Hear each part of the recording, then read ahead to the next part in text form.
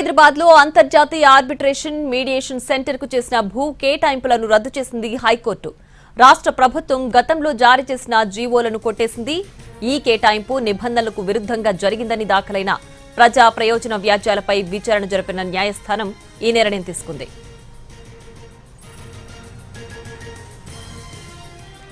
రాయదుర్గంలో 3.5 ఎకరాలకు పైగా భూమిని ఐఐఎంసీకి కేటాయిస్తూ ప్రభుత్వం ఉత్తర్వులు జారీ చేసింది.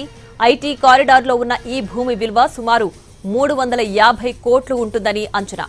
అయితే ప్రభుత్వ భూమిని ఒక ప్రైవేటు సంస్థకు కేటాయించడం చట్టవిరుద్ధమని హైకోర్టులో ప్రజా ప్రయోజన వ్యాజ్యాలు దాఖలు చేశారు.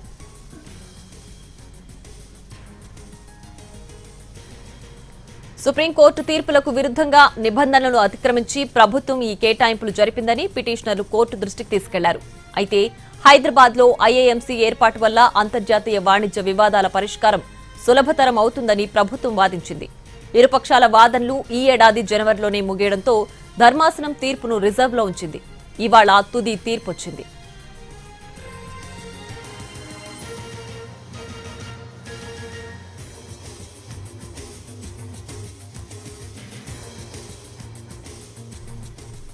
హైదరాబాద్ లో అంతర్జాతీయ ఆర్బిట్రేషన్ మీడియేషన్ సెంటర్ కు చేసిన భూ కేటాయింపులను రద్దు చేసింది హైకోర్టు. రాష్ట్ర ప్రభుత్వం గతంలో జారీ చేసిన జీవోలను కొట్టేసింది.